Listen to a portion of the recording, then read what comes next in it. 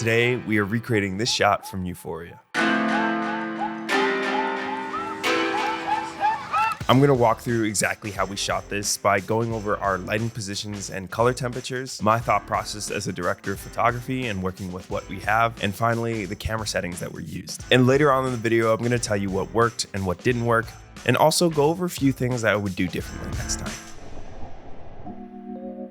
We shot this on the Sony FX3 paired with the DZO 100mm Arles Prime at t1.4 with a variable ND filter in a matte box. I used the 4 set of the new aperture infinibars with an additional softbox as well as a 4 MC kit. For my camera settings, I shot this at 800 ISO. White balance was set to 5600 Kelvin to start off with a neutral image. By the way, today is the last day for enrollment for our cohort course, Cinematic Portfolio Mastery. In this course, we'll be teaching you our exact systems on creating spec work that sells.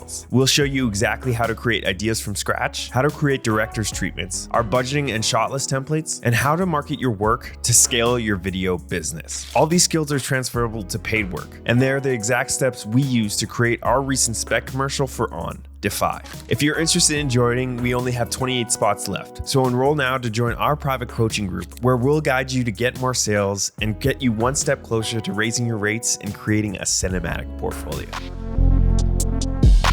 So the thing that we're missing big in the room was actually color separation between like a magenta purple and this blue purple they have going on. And then Sophia, my lovely partner, who's also my stand-in, and she's a director of photography too. And she's just, you're missing one light that's flaring the camera, that's giving you that ambient glow as well as the separation between the talent head. And we just added this MC here with a pony, but the problem is it's spilling onto the wrong side. So we're just gonna flag it off. Also, that now if you look up at the ceiling, you can see where that cut is happening. If I take the tape off, you can now see it spilling across the whole scene.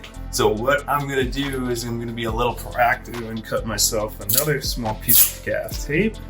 I'm gonna make this flag a little bigger. What I love about MCs and all aperture lights, especially the infinibars, that they have these little magnets. I just clipped the pony here.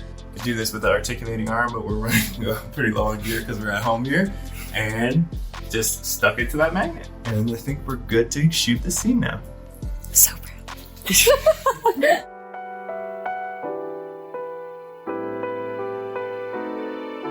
So the problem we're running into right now is if we're looking at a reference, we're mainly looking at the catch light here, and her eyes are looking just past camera where we have the director's monitor here. And the problem is that our key light is coming from this side, which is not catching our talent's eyes. So we need to have the key more here.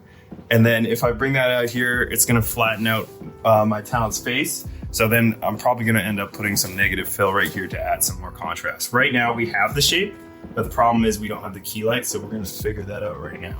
So right now, Sophia made an adjustment to that MC, so it's actually flaring the top of our image a little bit more, as you can see here. But the problem is now it's a little too blue, so we're gonna adjust this with the color picker here, and then just look at my image, and that looks about perfect, referencing the image that we got there. So this is our makeshift set for Euphoria, the scene that we just shot.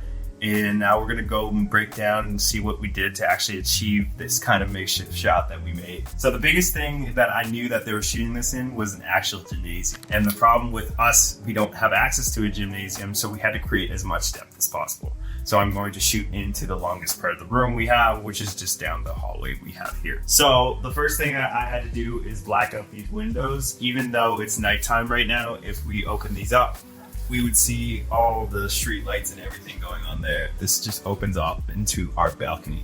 So what I did is I just took our duvet cover and just ponied it to the blinds of the apartment, and then it didn't go further enough, so we just used this black sheet that we have here, and this is like one that you can get off Amazon for like 20 bucks, and it's a 10 by 20.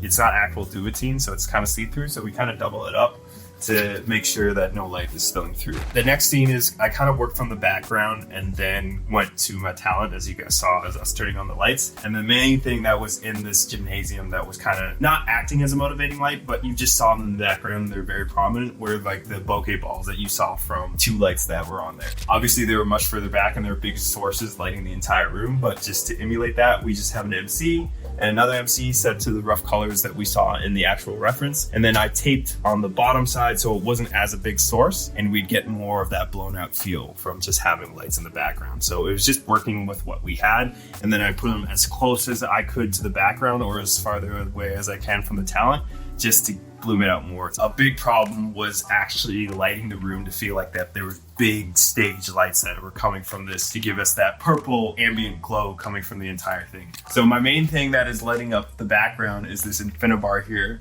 and just shooting back into this and then just giving me this purple tone back into that, into the entire back section of the room. But when I found that this was actually bouncing up into the ceiling too much and lighting my talent, so I just took a strip of gaff tape and then just ran it along the top. Luckily, the Infinibars come with built-in grids, which you can see from this backlight here, but I put one on and it was not giving me enough output. I just wanted to flag off of the light specifically. So that's what we did here. And then if we move into another ambient section of the background, as I like to call, we just have an MC stuck up here. So what I love about MCs is they have these two magnets, the same with the Infinibars, is that you can stick them to anything that's magnetic.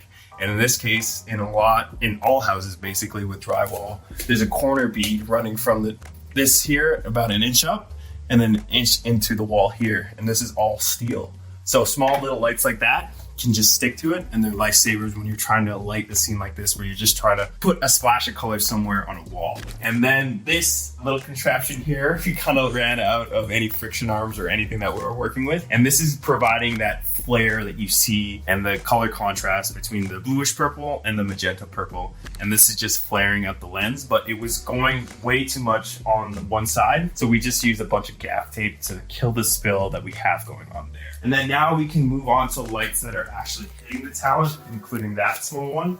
First thing I'm going to look at is this backlight here, and this is just a simple backlight that's motivated from all the purple in the background, the magenta actually, and this is just hitting the shoulder and the back of our talent that we had here. And then next we have our key lights. Initially I had this key light positioned over here, but I noticed that it was too much of a beauty lighting and it wasn't necessarily giving us that harsh cut from the shadow side to the light side of the face. So we just stretched the muslin over, and I just had a clip between two things that I could with two ponies. And this is just unbleached muslin, but it was providing too much of a warm tone if I just set the light to 5600 Kelvin. So I have this set at like 9000 Kelvin, and then I have the grid on here, so it's only hitting this portion of the light and then bouncing back into our talent. And then this is giving me a large source rather than just pointing the Infinibar back at our talent. So if you look at this, this is almost this much, and then it's giving me a large catch light into the actual eye and giving me a bigger source to work with. And then the last thing we're missing some sort of ambience in the room over here.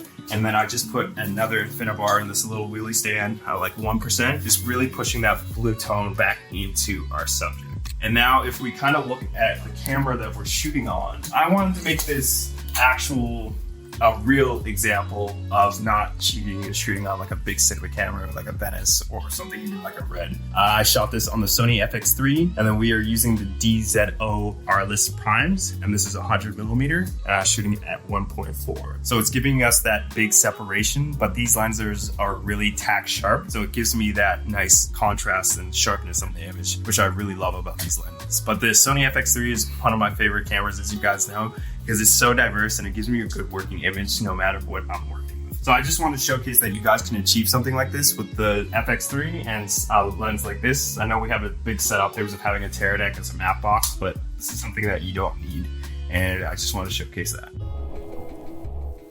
This is what I like to call a technical spec, meaning that this project or scene that I'm recreating is to learn things that I can apply to my real work as well as commercial work. The things that I can practice in this situation are focal lengths and what they do, lighting techniques and how they change and shape my image, color temperatures and RGB lighting and how to exactly expose for them, camera settings, and working in small spaces to achieve bigger looks. I went into knowing that it would be extremely difficult to pull off, knowing the limitations of my space as well as the equipment used. But I've learned putting myself in these situations, ultimately I really learned something that I can apply to my real work, which is extremely important. The big thing that I learned from this project is exposure and how to expose lights properly, especially with working with RGB fixtures. When we were shooting this, it was just my partner and I, and we had very limited time to do this, and we just wanted to challenge ourselves in this situation. So with this, we were wearing multiple hats and just trying to get the best image with what we're working with. And also this was at 1 a.m. at night. So we weren't really using our technical mind mindset when looking at the image on an exposure index. I didn't even check false color when I was doing this. But we were looking at what we had based on the LUT that we were using, and it already looked good enough on a small screen. But as soon as I brought this into the post, I could see that there was noise all over the image. It was very crunchy, and we knew that we weren't going to be able to really pull anything in post. So something I would do differently is I would shoot at the second base ISO at 12,800 and then ND down to something that is working with the exposure, or simply just taking off the ND filter that I had for 800 ISO and then rolling that clip as well, then seeing what we can do in post. The main challenge I have shooting with scenes like this is generally my images always turned out underexposed because I'm trying to make it look as real as possible on set. But generally you're trying to expose one stop higher, but it's very hard to do that when you're shooting a scene that's supposed to be inherently very moody. So this is something that I learned, and probably that I'm going to apply for the next shoot I do something like this, or next scene recreation, is yes, light for how it's supposed to look like, and then raise my camera settings or raise the levels in the room so everything is exposed so we can bring it back in post.